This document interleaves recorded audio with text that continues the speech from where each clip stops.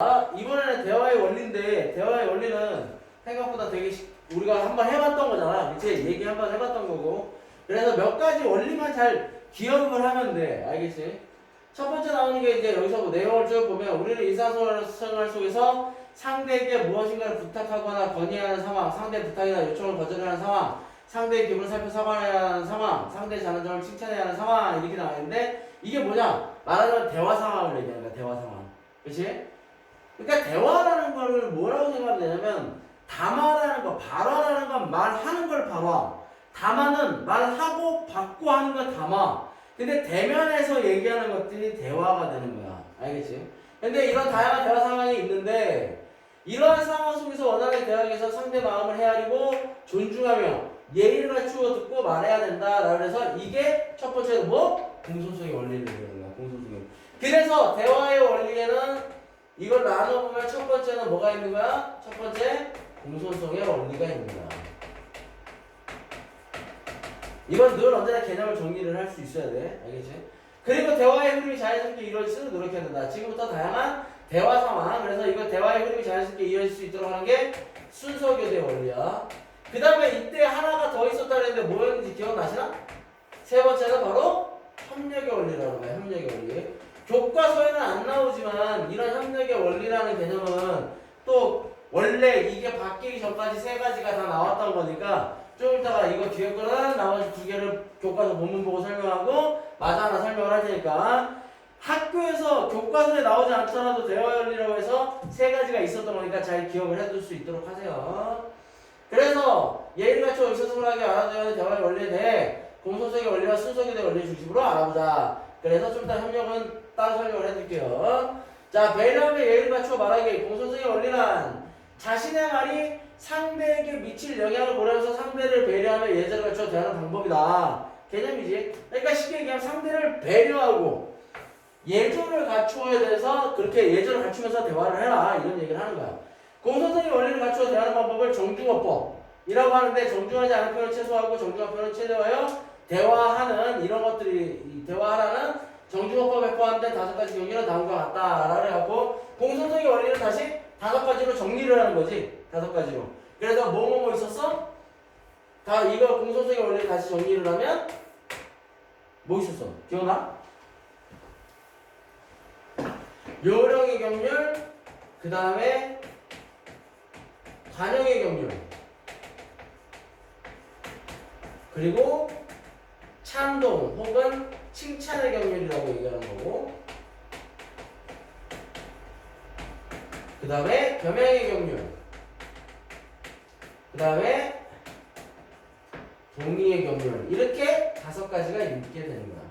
무슨 얘기인지 알겠지? 기억해 두세요.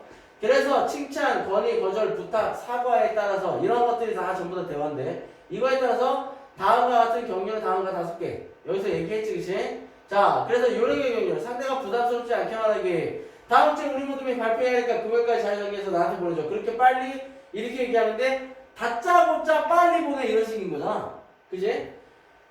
내가 주말에 임원에게 가야 해서 그러는데 혹시 그걸까지 잘 정리해서 보내줄 수 있겠니? 마무리는 내가 할게. 좀 급하기만 하지만 해볼게. 그래서 보면 부담을 느끼는 거. 이렇게 얘기하면 부탁을 들어주고 싶다. 그러니까 쉽게 얘기해서 모든 발표를 해서 서현에게 자료 정리를 부탁하고 있고 수호는 서현의 처지를 고려하지 않고 자신의 요구만 명령하고 있는 거야. 그러니까는 서현에게 상대방에게 부담을 주는 거잖아. 그렇게 되면 요령의 경륜에 어긋나는 거야. 그러니까 요령의 경륜이라는 건 뭐냐면 상대가 부담스럽지 않게 말하라 라고 얘기하는 거야. 그래서 상대의 부담은 줄이고 상대의 부담은 늘리고. 알겠지? 그래서 이런 말하기가 서현에게 부담을 줄 수 있다. 상대에게 부탁을 해야 하는 상황에선 석재와 같이 자신의 사정을 이야기하거나 상대에게 선택권을 주는 등 상대의 처지를 고려하면서 부담을 줄여 표현하는 것이 좋다.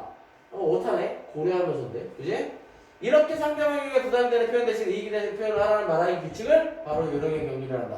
그래서 이 경륜에 따르면 상대의 부담이 줄어들수록 상대의 이익이 커질수록 예의 있는 편이 된다. 그러니까 상대의 부담은 줄이고 상대의 이익은 키워라. 이렇게 얘기하는 거야. 그렇다면 여기서 이렇게 5가지를 얘기했잖아. 이렇게 2개씩 짝을 지면 사실 이해하기 편해. 그러면 박용의 경륜은 뭐가 되는 거야? 요거와 반대라고 생각을 하면 돼.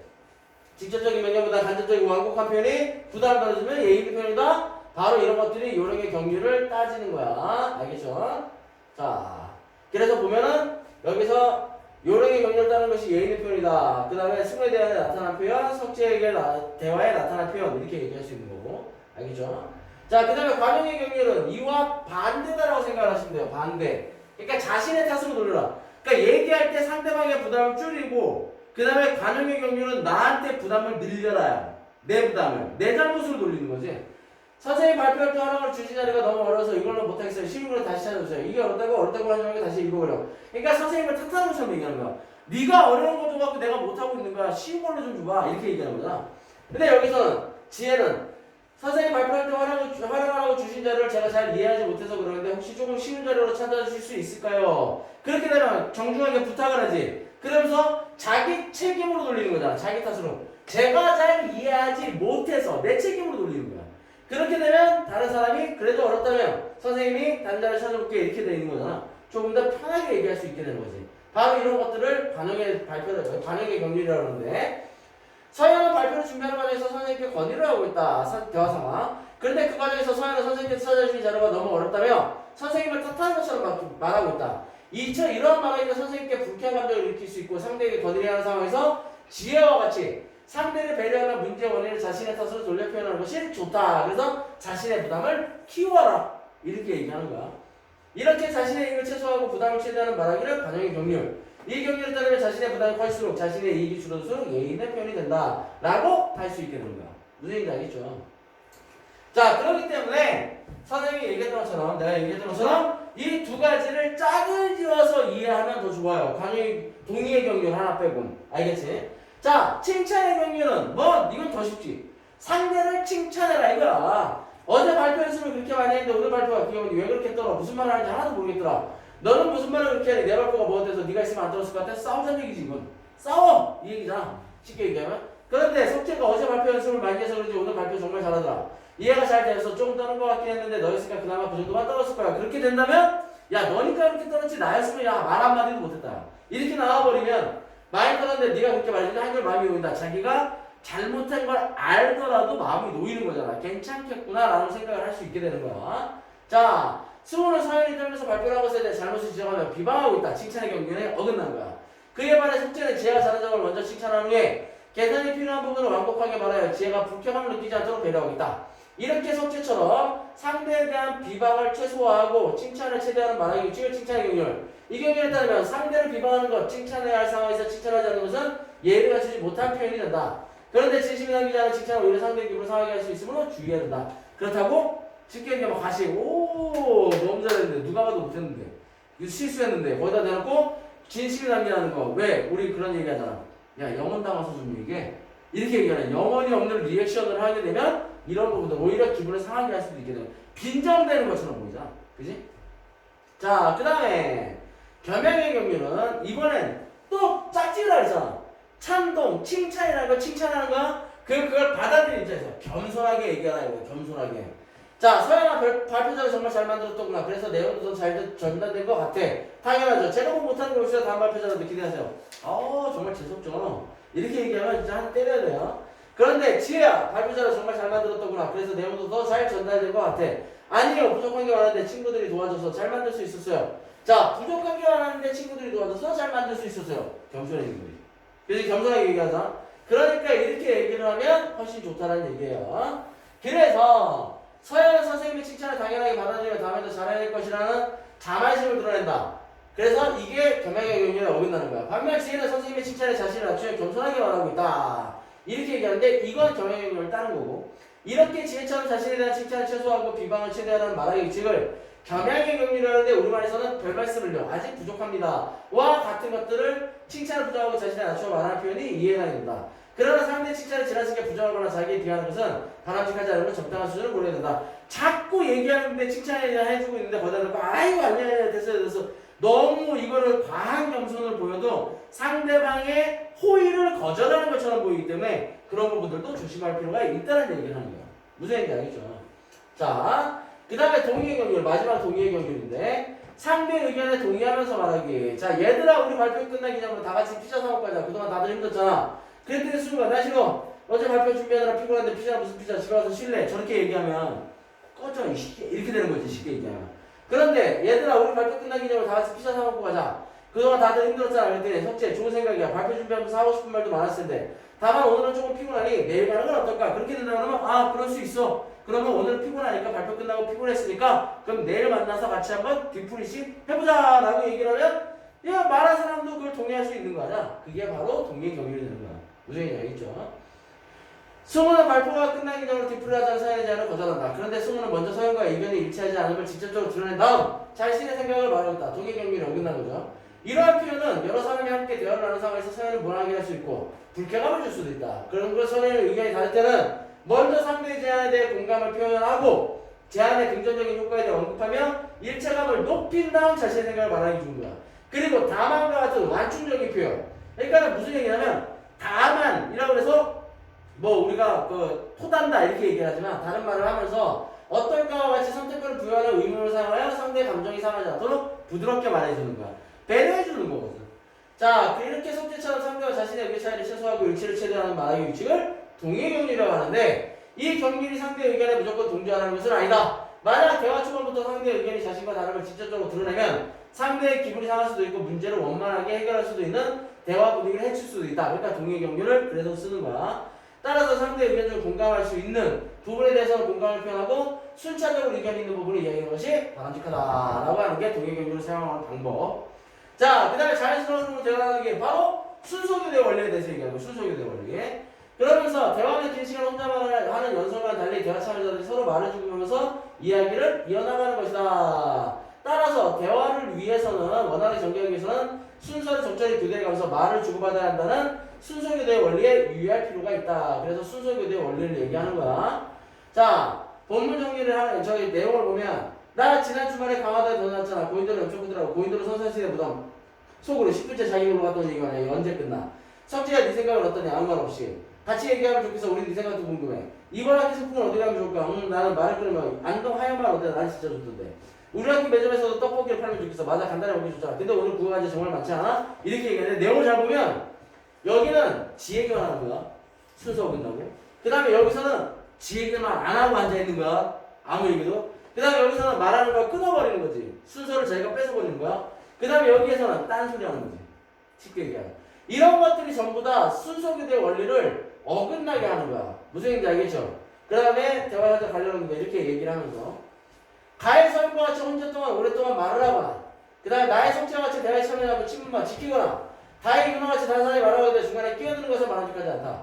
나의 재화와 같이 진행되고 있는 대화의 화제와 관련된 화제를 갑자기 꺼내면 대화의 흐름을 방해하기 때문에 이 또한 바람직하지 않다. 따라서 대화를 할 때 대화의 흐름을 잘 살피고 자신의 대화 순서에 유의하여 순서를 적절히 교대하며 말해야 한다. 이게 순서 교대의 원리가 되는 거예요. 무슨 얘기인지 알겠죠? 자, 지금까지 우리는 상황과 대상에 맞게 언어 예절을 맞춰 대화하는 방법과 관련된 여러 가지 대화의 원리를 살펴보았다. 이와 같은 원리들의 핵심은 예의입으로 부탁, 건의, 거절, 사과, 칭찬, 동의 등 다양한 상황에서 이러한 대화의 원리를 적절히 활용하여 정중하고 공손하게 표현한다면 완곡하고 차분하게 대화를 할 수 있을 것이다 라고 얘기하는 거예요. 그러면서 이렇게 이제 정리된 게 나오는데 정리된 거 나오기 전에 하나를 더 설명해 드리겠다 이거예요. 바로 협력의 원리죠. 협력의 원리. 세 번째에 있는 것 중에 하나가 바로 협력의 원리예요. 협력의 원리에는 대화를 할 때 서로 도와가면서 대화를 해야 된다는 얘기야. 무슨 얘기인지 알겠죠? 자, 그러면서 첫 번째로 나오는 것들 중에 하나가 뭐냐면 바로 양의 경륜, 양의 경륜. 양의 경륜. 그러니까 충분한 양을 전달해줘라 이거야. 대화를 할 때. 이 대화를 할 때 충분한 양을 전달해주지 않고 양 뭐 예를 들어서 우리가 카톡을 하는데 뭐 무슨 역으로 와? 그럼 무슨 역이 뭐 다 찍고요? 그럼 무슨 역? 어디? 1번 출구로 와. 그럼 1번 출구 나가면 땡인 거야? 1번 출구에 나가면 뭐 있어? 이런 식으로 계속 대화를 주고받게 되잖아. 차라리 얘기할 때 처음부터 뭐 예를 들어서 강남역 10번 출구에는 어디 앞으로 와. 우리 거기에 모여 있을게. 이렇게 얘기하면 우리 뭐만 하면 돼? 예스와 노만 하면 돼. 오케이 사인만 내면 되거든. 그런 것들이 필요한 게 양의 경륜. 그 다음에 두 번째는 질의 경륜. 사실적인 것만 전달을 해라 이거야. 여기다가 카드라 이런 거 넣지 말고. 그렇게 되면 이야기가 어떻게 되는가? 와전되어 잘못하면 크게 잘못 변질이 되는 거야. 그 다음에 세 번째는 태도의 경륜. 얘기할 땐 말 그대로 태도가 좋게. 물어볼 때나 대답할 때나 전부 다 그런 태도의 경륜을 지킬 수 있고, 네 번째가 아까 그거랑 비슷한데 관련성의 경륜. 뜬금포 던지지 말고 관련 있는 것만 얘기를 해라 라고 얘기를 하는 거야. 그래서 이 협력의 원리가 여기서 보면 순서교대 원리에 살짝 들어가 있는 것들 있잖아. 근데 이렇게 따로 진행할 수도 있는 것도 있고 이런 내용들도 있으니까 기억을 해두라는 얘기야. 무슨 얘기인지 알겠죠? 자, 그 다음에 내용을 보면 대화의 원리 나오죠. 대화의 원리에 상황과 대상에 맞게 대화하기 위해서 알아둬야 하는 대화의 원리. 그래서 상대의 마음을 헤아리고 존중하며 예의를 갖추어 듣고 말해야 한다. 그 다음에 이게 공소성의 원리고, 대화의 흐름이 자연스럽게 이어질 수 있도록 노력해야 되는 게 순소교대 원리야. 그 다음에 공소성의 원리는 배려하면서 예절을 갖추어야 되는 거. 그래서 이익과 부담에 따라서 이익을 주고 자기에게 부담을 갖고, 그 다음 칭찬과 비방, 칭찬하고 그 다음에 비방하지 말고 그 다음에 겸손하고, 그 다음에 일치와 차이, 같이 될 수 있으면 동의를 해주고 그 다음에 자신의 생각을 얘기해라. 그런 얘기를 하는 거예요. 요령의 경우 그림을 쉽죠. 그 다음에 석지의 태도에서 나오는 거 우리가 아까 본 거고 정리만 하는 거예요. 그 다음에 관용의 경우 부담을 늘리고 이익을 줄이는 거야. 반대 개념이라고 해서 우리가 짝지어서 이해를 하면 돼. 그리고 요거 아까 대화의 상황 나온 거니까 잘 보시고, 그래서 이익과 부담 측면에서 상대에게는 이익이 되고 부담을 줄이고 자신에게는 이익을 줄이고 부담을 늘리는 거, 이게 바로 요령과 관용의 경우. 그 다음에 칭찬의 경우에서 비방을 줄이고 칭찬을 늘려라. 그래서 석지와 아까 그 스물 석지의 태도에서 그런 부분들이 나오는 거고, 그 다음에 겸양의 경우는 비방을 하고 칭찬을 줄여라. 그러니까 자신에게 대해서 얘기하는 거야. 나를 비방해라 이거지. 내가 잘못했다 이렇게 생각을 하는 거야. 그러면서 지혜의 태도, 서양과 지혜의 태도에서 나오는 거고, 그래서 언어의 상대에게 칭찬을 늘리고 비방을 줄이고 자신에게 칭찬을 줄이고 비방을 늘려라. 그게 바로 칭찬과 겸양의 경우입니다. 자, 동의 경륜은 차이를 줄이고 일치를 늘려라 이렇게 되어 있는데, 제한을 모자라면서 일치하지 않으면 직접적으로 드러냈어. 그러니까 동의 경륜. 그래서 공감을 표현하고 긍정적인 효과, 그런데 완충적 표현과 선택권을 부여하는 의무를 통해서 동의 경륜을 따르게 된다. 이런 내용들이 있는 거야. 그래서 상대와 자신에 따라서 일치를 늘리고 차이를 줄여라. 이게 동의 경륜이다. 그 다음에 순서교대 원리는 말 그대로 적절하게, 쉽게 얘기하면 뭐든지 기브 앤 테이크이듯이 대화도 기브 앤 테이크야. 주고받고를 해야 돼. 연애만 밀당이 있는 게 아니라 남자친구 여자친구 사이에도 밀당이 있는 게 아니라 이런 사이에서도 밀당이 있어야 된다는 거야. 적절히 주고받고 아니면 싸우게 되는 거야. 남자 여자 관계에서도 그런 부분들이 있으면서 싸우게 되는데 이런 부분에서도 그런 부분이 없으면 제대로 원활하게 대화하기 힘들다. 무슨 얘기인지 알겠죠? 다시 한번 거기 정리된 거 읽어보도록 하세요.